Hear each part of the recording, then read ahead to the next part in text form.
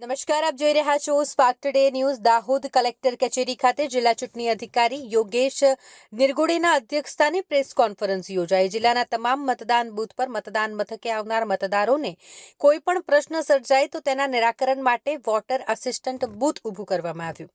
હીટવેવમાં નાગરિકો તથા ચૂંટણી પ્રક્રિયામાં રોકાયેલા કર્મીઓને તકલીફ ન પડે તે માટે દાહોદ જિલ્લા ચૂંટણી તંત્ર દ્વારા મતદાન દિવસે સવારે વહેલા મતદાન કરવા માટે અપીલ કરાઈ.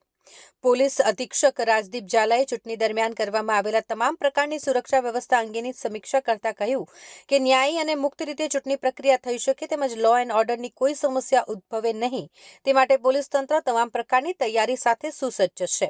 પોલીસ કર્મીઓ, જીઆરડી, હોમગાર્ડ્સના જવાનો ખડેપગે પોતાની ડ્યુટી કરી રહ્યા છે.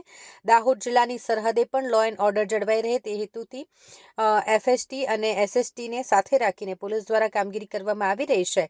તેમજ પ્રોહિબિશન પ્રવૃત્તિ પર અંકુશ રહી શકે એ માટે પણ તમામ પ્રકારના પ્રયાસો પોલીસ દ્વારા કરવામાં આવી રહ્યા છે. નમસ્કાર મિત્રો, કાલે આપની લોકસભાની ચૂંટણી છે. દાહોદ સંસદીય મત વિસ્તારમાં પણ બધી જગ્યાઓ ઉપર લગભગ 1958 બૂથો ઉપર લોકસભાની ચૂંટણી યોજવા માટે આપણે જઈ રહ્યા છે. લગભગ 18.5 લાખથી વધારે મતદારો જો છે એ મતદાનની પ્રક્રિયામાં ભાગ લેશે.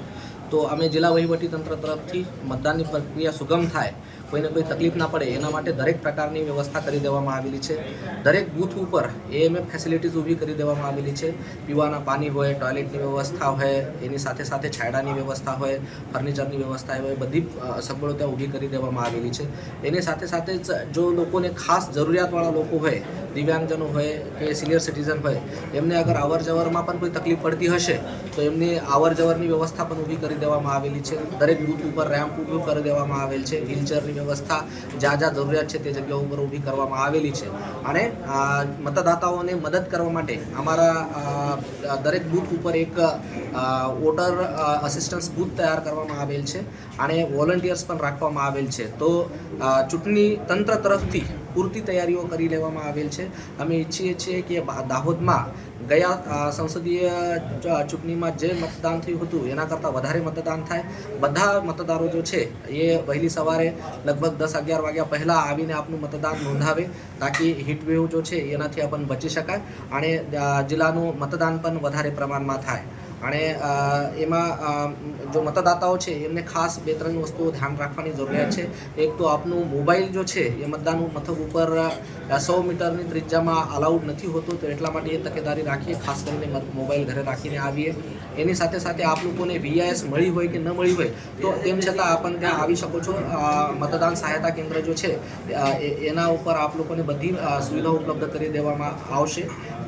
મતદાન કરવા માટે કોઈ પણ એક ફોટો આઈડી વાળો ઓળખાણ કાર્ડ જરૂરી હોય છે.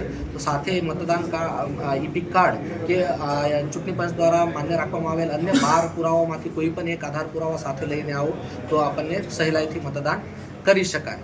બાકી હીટવેવને બચવા માટે આરોગ્ય તંત્ર દ્વારા પણ પૂરતી તૈયારીઓ કરી લેવામાં આવેલી છે. અમે દરેક બૂથ ઉપર એક આશા વર્કરને રાખવાના છીએ. સાથે સાથે મેડિકલ કિટ પણ ત્યાં રાખવાના છીએ. દરેક સેક્ટર ઓફિસર જે છે એમની વેનમાં પણ એક પેરામેડિકલ સ્ટાફ રાખવાના છીએ. અને અમારા જો એમ્બ્યુલન્સીસ છે એ સ્ટ્રેટેજિક લોકેશન ઉપર ઊભી રાખવામાં આવેલી છે, જેના થકી કોઈ પણ પ્રકારની કોઈ ઇમરજન્સી આવશે તો એને આપણે સારી રીતે ટેકલ કરી શકીશું. બાકી પોલીસ તંત્ર તરફથી પણ ચોક્કસ અને એકદમ સખત બંદોબસ્ત ગોઠવી દેવામાં આવેલ છે. ગયા 15 દિવસથી આપણા અહીંયા એરિયા ડોમિનેશનની કામગીરી પણ સારા પ્રમાણમાં કરવામાં આવેલી છે. જુદા જુદા વિસ્તારોમાં આપણા સ્ટેટ પોલીસ અને હાલમાં જે લોકસભાની ચૂંટણી ચાલી રહી છે તેમાં દાહોદ સંસદીય મતક્ષેત્રમાં મુક્ત અને ન્યાયીપણે ચૂંટણી પ્રક્રિયા થઈ શકે તે માટે થઈ દાહોદ જિલ્લા ખાતે એસપી રેન્કના 2 ઓફિસરો, ડીવાયએસપી રેન્કના 5 ઓફિસરો, પીઆઈ રેન્કના 9 ઓફિસરો, પીએસઆઈ 51, 10 કંપની સીએપીએફ અને આશરે 2000 જેટલા અન્ય પોલીસ કર્મીઓ ગુજરાત રાજ્ય પોલીસના અને 2 થી 2500 જેટલા હોમગાર્ડ અને જીઆરડીના કર્મચારીઓ ફરજ બજાવશે. મુખ્યત્વે પોલીસ દ્વારા બૂથ ઉપરનો બંદોબસ્ત, patrolling, sector police mobile, FST, SST, checkpost, quick response team અને એ ઉપરાંત જે રિઝર્વ ફોર્સ રાખે કોઈ આકસ્મિક બનાવ બને એના માટે સંપૂર્ણપણે તૈયારીઓ કરી લેવામાં આવી છે. અને દરેક એરિયામાં એરિયા ડોમિનેશન પૂર્ણ કરવામાં આવ્યું છે અને હાલમાં આજથી તમામ પોલીસ કર્મચારીઓ પોતપોતાની બંદોબસ્ત ડ્યુટીના કામે લાગી ગયેલ છે.